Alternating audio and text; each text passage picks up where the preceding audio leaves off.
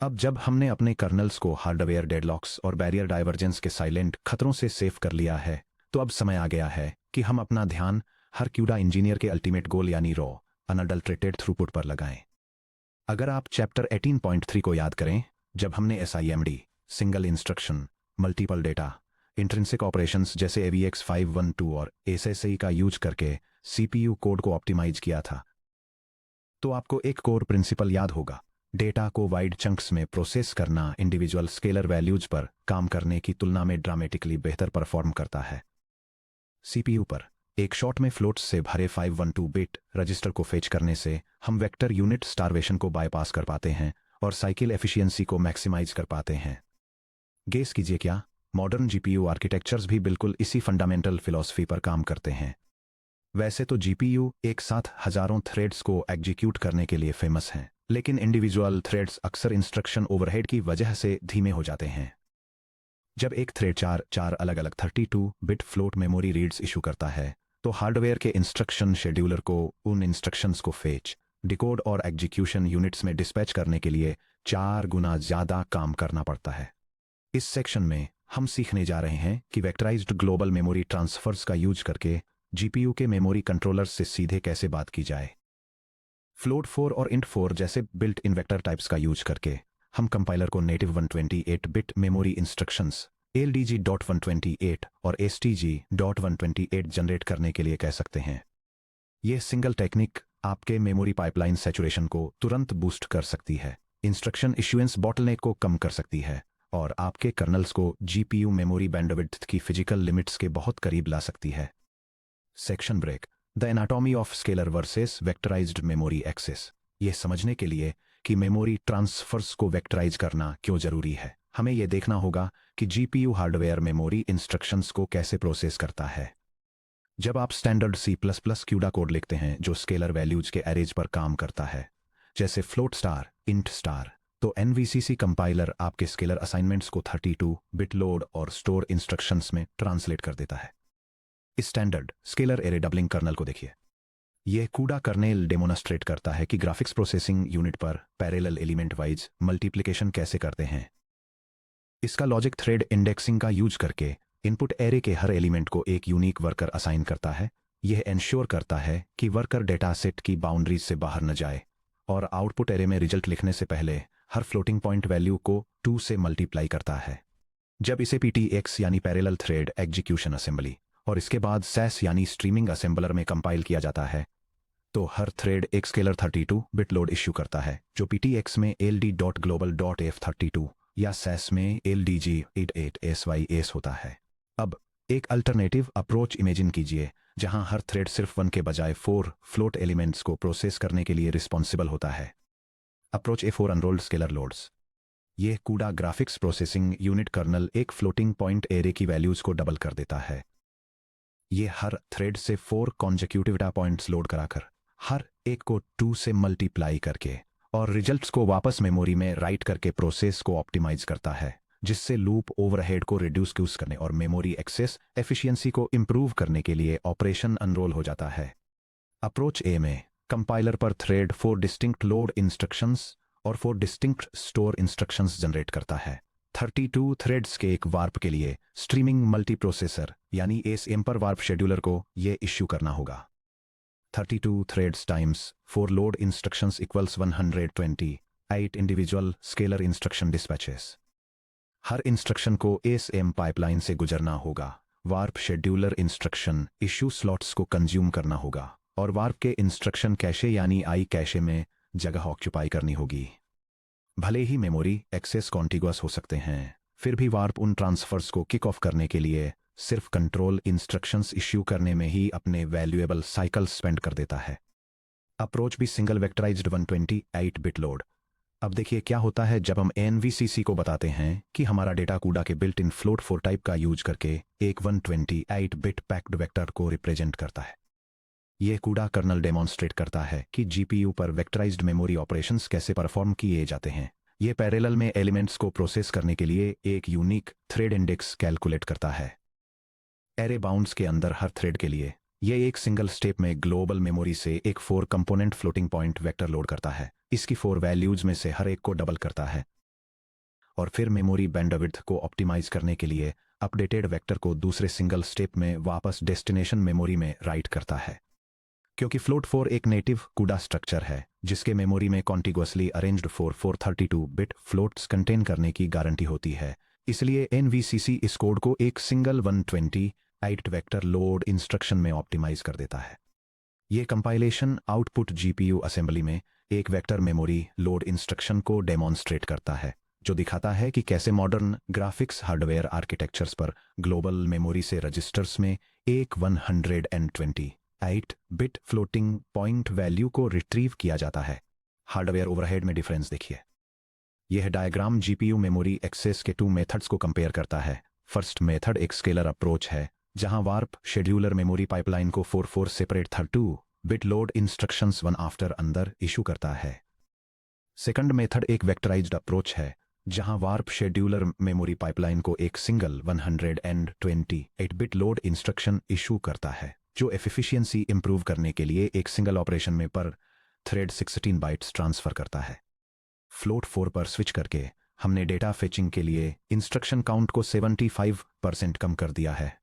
Warp scheduler एक single LDG.E.128 instruction issue करता है, जिससे पर थ्रेड एक 16 बाइट लोड रिक्वेस्ट जीपीयू के मेमोरी सबसिस्टम में वन शॉट में चली जाती है। Section break. 128 bit vector loads के साथ मेमोरी कोआलेसिंग को रिविजिट करना। सेक्शन 24.1 में हमने मेमोरी कोआलेसिंग का गोल्डन रूल स्टडी किया था कि जब एक वार्प में थ्रेड्स ग्लोबल मेमोरी में कॉन्टिग्युअस 32 बिट स्केलर वर्ड्स को एक्सेस करते हैं, तो जीपीयू उन 32 इंडिविजुअल 4 बाइट रिक्वेस्ट्स को एक single 128 byte L2 cache line transaction में कोआलेस कर देता है, यानी 32 threads times 4 bytes equals 128 bytes. जब हर थ्रेड 4 बाइट्स के बजाय 16 बाइट्स यानी फ्लोट 4 रिक्वेस्ट करता है, तो मेमोरी कोआलेसिंग का क्या होता है? चलिए 32 थ्रेड्स के एक वार्प के लिए हार्डवेयर मैथ करते हैं, जो एक वेक्टराइज्ड LDG.E.128 इंस्ट्रक्शन इश्यू कर रहा है। मेमोरी रिक्वेस्टेड पर warp equals 32 threads times 16 bytes पर थ्रेड इक्वल्स 512 बाइट्स। क्योंकि modern Nvidia GPU architectures global memory requests को 128 बाइट कैश लाइन सेगमेंट्स या 32 बाइट मेमोरी सेक्टर्स में इश्यू करते हैं, इसलिए एक सिंगल फ्लोट 4 रीड इश्यू करने वाला warp exactly 4 128 byte cache lines की रिक्वेस्ट करेगा। यह डायग्राम दिखाता है कि कैसे एक single graphics processing unit warp से मेमोरी रिक्वेस्ट्स कैश लाइन्स पर मैप होती हैं। इसमें 32 थ्रेड्स को 4 ग्रुप्स में डिवाइडेड दिखाया गया है, जिसमें हर ग्रुप डेटा के एक सेपरेट सेगमेंट के लिए रिक्वेस्ट करता है, जिससे 4 अलग कैश लाइन्स रिट्रीव होती हैं। ध्यान दीजिए कि अभी क्या हुआ। 0 वेस्टेड बैंडविड्थ, मेमोरी रीड्स 100% कोआलेस्ड रहती हैं। सभी 4 128 बाइट कैश लाइन से फेच किया गया हर एक सिंगल बाइट वार्प द्वारा एक्टिवली कंज्यूम किया जाता है। Superior instruction level parallelism ILP memory controller से 4 सेपरेट इंस्ट्रक्शंस में फैले सिंगल कैश लाइन डिस्पैचेस के 4 सेपरेट राउंड्स हैंडल करवाने के बजाय एक single vector instruction memory pipeline को एक साथ 4 कैश लाइन्स की रिक्वेस्ट से भर देता है। कम थ्रेड्स की जरूरत। किसी दिए गए मेमोरी बैंडविड्थ सीलिंग को सैचुरेट करने के लिए आपको ASM पर कम एक्टिव थ्रेड्स की जरूरत होती है, क्योंकि हर थ्रेड 4 टाइम्स ज्यादा डेटा मूव कर रहा होता है। Section break. C++ vector types और टाइप कास्टिंग पैटर्न्स। कूडा कई built in vector types provide करता है, जो डिवाइस हेडर्स में नेटिवली डिफाइंड होते हैं।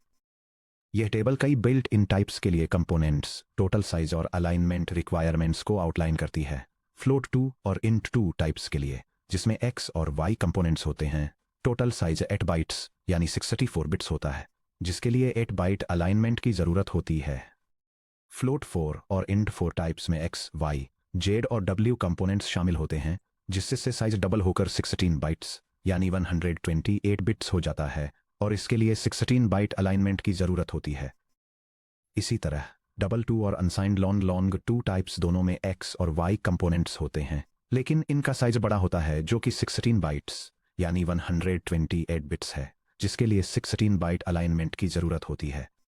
Real world production code bases में आपका इनपुट डेटा शायद ही कभी फ्लोट 4 स्ट्रक्चर्स के एरे के रूप में नीटली प्री पैकेज आता है। इसके बजाय आपको आमतौर पर स्टैंडर्ड रॉ पॉइंटर्स दिए जाते हैं, जैसे फ्लोट पॉइंटर या इंट पॉइंटर, जो डिवाइस हीप पर एलोकेटेड मैसिव लीनियर बफर्स की तरफ पॉइंट कर रहे होते हैं। अपने होस्ट साइड डेटा स्ट्रक्चर्स को कंप्लीटली रीराइट किए बिना 128 बिट वेक्टर लोड्स का फायदा उठाने के लिए आप C++ में two main dynamic reinterpretation patterns का यूज कर सकते हैं।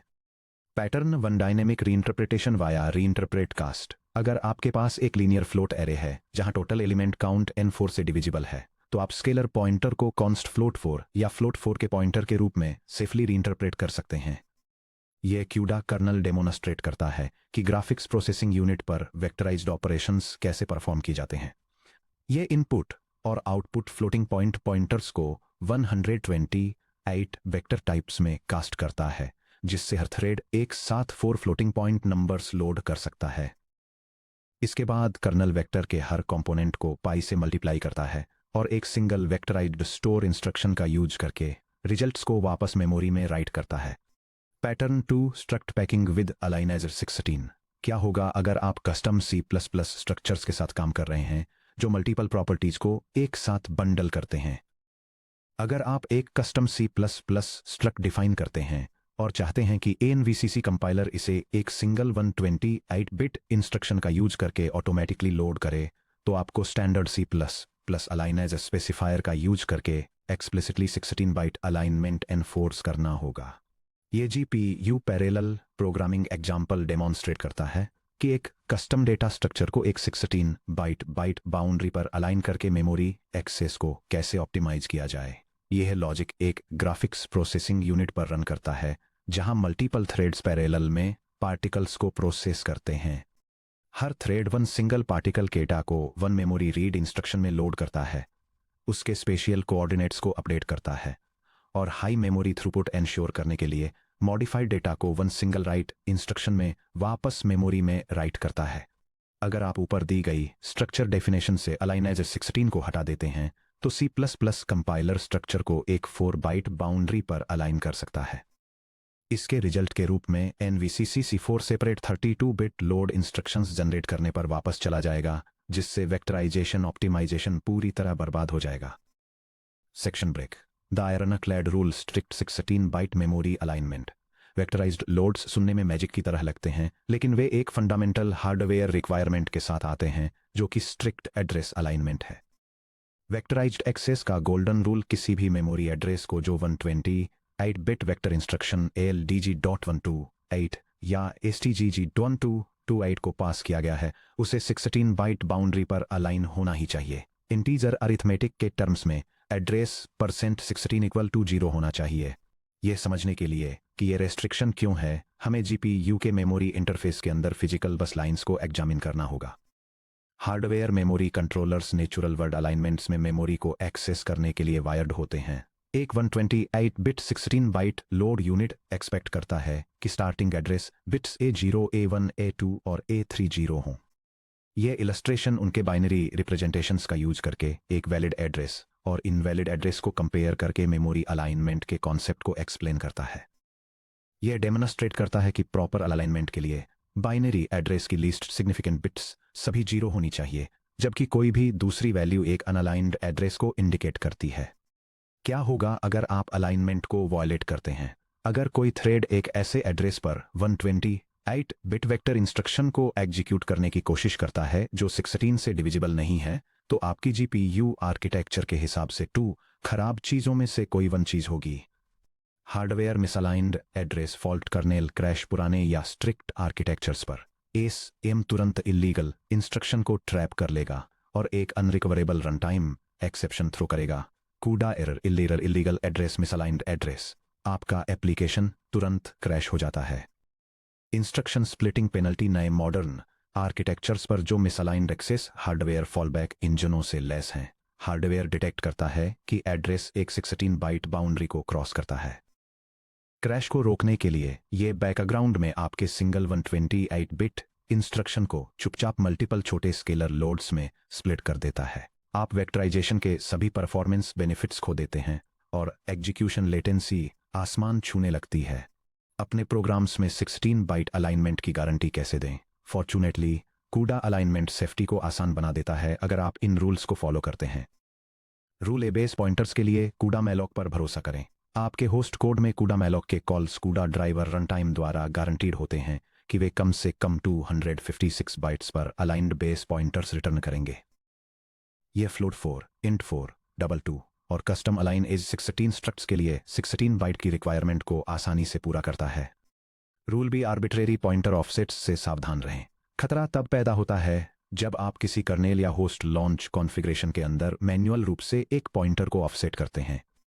इस अनसेफ रीइंटरप्रिटेशन को देखिए। यह एग्जाम्पल डेमोन्स्ट्रेट करता है कि जीपीयू प्रोग्रामिंग के दौरान अनअलाइंड मेमोरी एड्रेसेस यूज करने के क्या रिस्क हैं।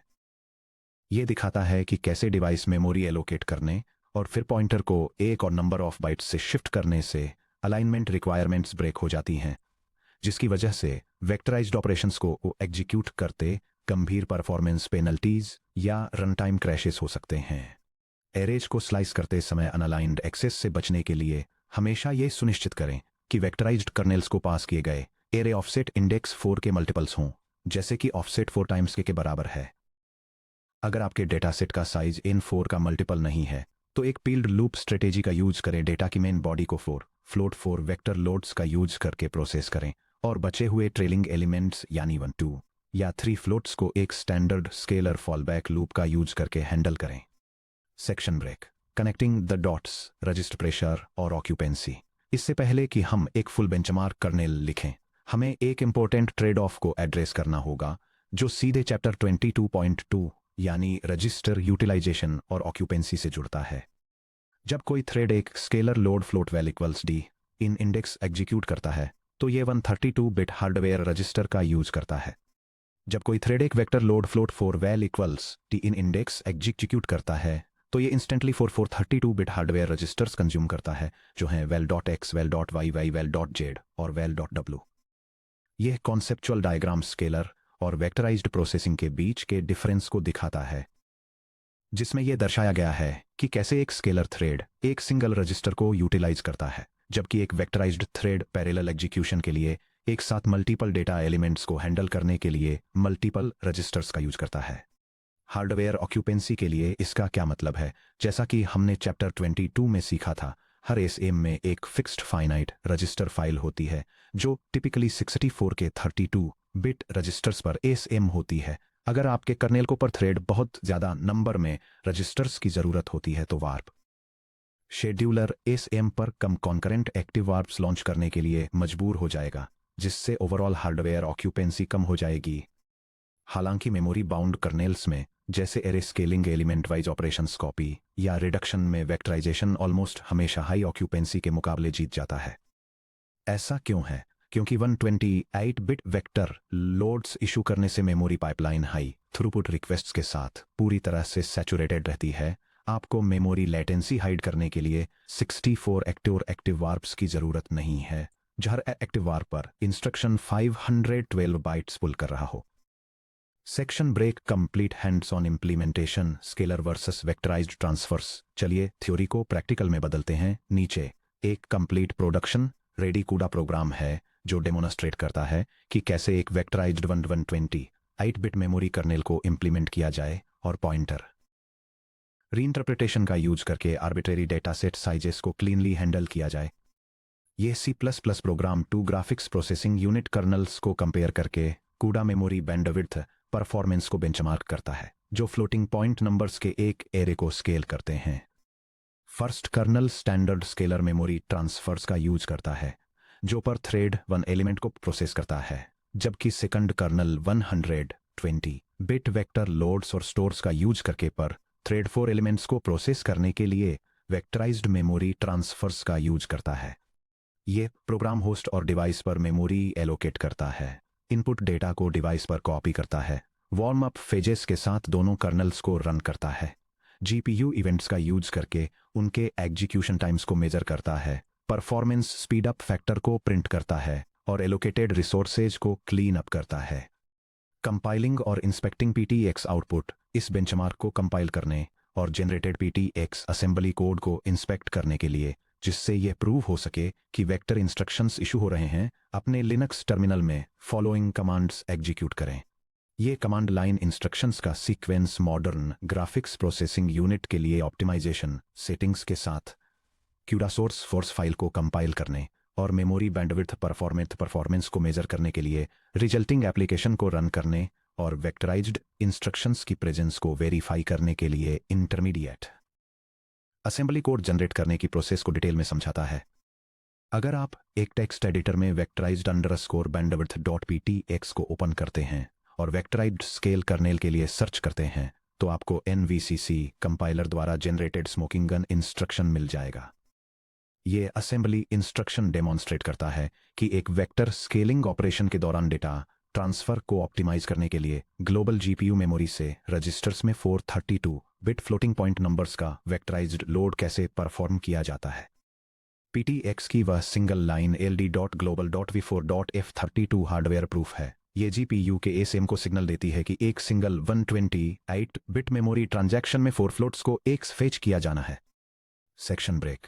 आपको वेक्टराइज्ड मेमोरी एक्सेस का इस्तेमाल कब करना चाहिए? मेमोरी एक्सेस को वेक्टराइज करना क्यूडा इंजीनियरिंग में एक फाउंडेशनल परफॉर्मेंस पैटर्न है, लेकिन किसी भी टूल की तरह यह स्पेसिफिक सिनेरियोज में ही सबसे ज्यादा चमकता है।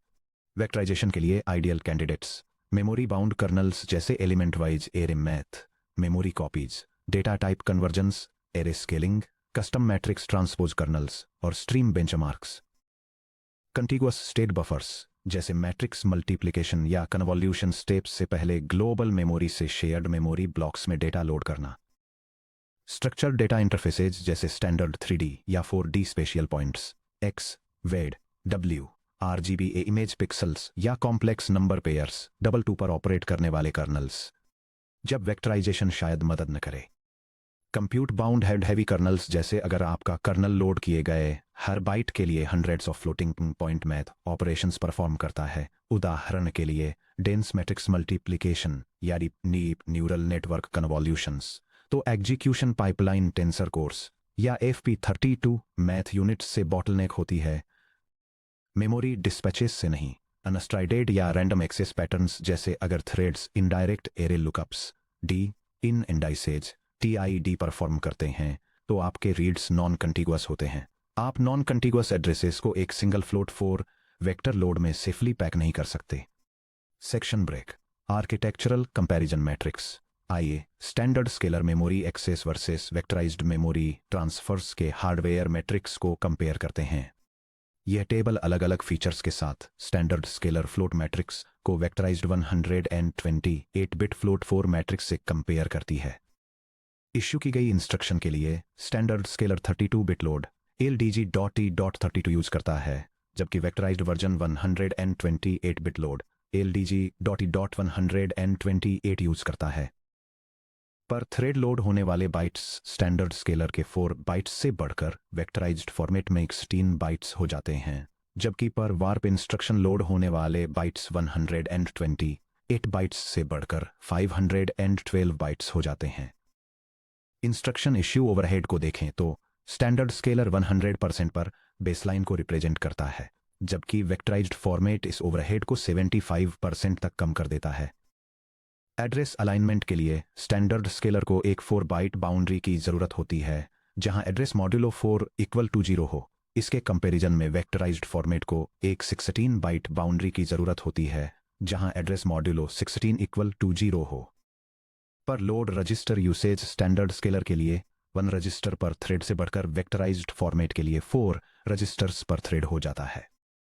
Finally L2 cash transaction efficiency standard scaler के लिए हाई है, जो पर वार्प 1 कैश लाइन को सैचुरेट करती है, और वेक्टराइज्ड फॉर्मेट के लिए ये अल्ट्रा हाई हो जाती है, जो एक सिंगल इंस्ट्रक्शन में 4 कैश लाइन्स को सैचुरेट करती है। Section break. Summary. 128 memory pipeline को मास्टर करना। इस सेक्शन में हमने क्यूडा में अवेलेबल सबसे इफेक्टिव हार्डवेयर एक्सीलरेशन टेक्निक्स में से एक को अनलॉक किया है। Native 128 bit instructions CUDA vector types जैसे फ्लोट 4, इंट 4 या C++ स्ट्रक्चर्स जिन्हें एलाइन एज 16 के साथ एलाइन किया गया हो का यूज करके हम कंपाइलर को LDG.128 और STG.128 इंस्ट्रक्शंस एमिट करने के लिए इंस्ट्रक्ट करते हैं। Instruction reduction. Vectorization memory instruction issuance overhead को 75% तक कम कर देता है, जिससे एसएम के वार्प शेड्यूलर पर प्रेशर कम होता है और जीपीयू मेमोरी पाइपलाइन सैचुरेटेड रहती है। Coalescing at scale float four load issue करने वाला एक वार्प बिना बैंडविड्थ वेस्ट किए 4 fully saturated 128 byte cache lines में से 512 बाइट्स को सीमलेसली पुल कर लेता है। अलाइनमेंट सेफ्टी सभी वेक्टराइज्ड 120 बिट ट्रांसफर्स के लिए स्ट्रिक्ट 16 बाइट एड्रेस अलाइनमेंट की जरूरत होती है। हम क्यूडा मैलॉक की बेसलाइन गारंटीज का फायदा उठाते हैं और टेल रिमाइंडर्स को सेफली हैंडल करने के लिए पील्ड लूप्स इंप्लीमेंट करते हैं।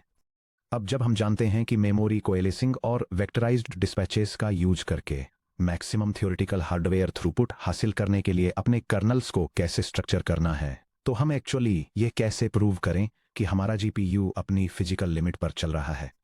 Section 24.7 measuring effective memory bandwidth versus theoretical peak bandwidth में हम हार्डवेयर टेलीमेट्री और मैथमेटिकल बेंचमार्किंग में गहराई से जाएंगे। हम सीखेंगे कि आपके स्पेसिफिक जीपीयू आर्किटेक्चर की exact theoretical memory bandwidth ceiling को कैसे कैलकुलेट किया जाए, हार्डवेयर टाइमर्स और इनसाइड कंप्यूट का यूज करके आपके कर्नल की ट्रू इफेक्टिव बैंडविड्थ को कैसे मेजर किया जाए, और real world silicon hardware limitations के अगेंस्ट आप कर्नल के एफिशिएंसी स्कोर को कैसे इवैल्यूएट किया जाए।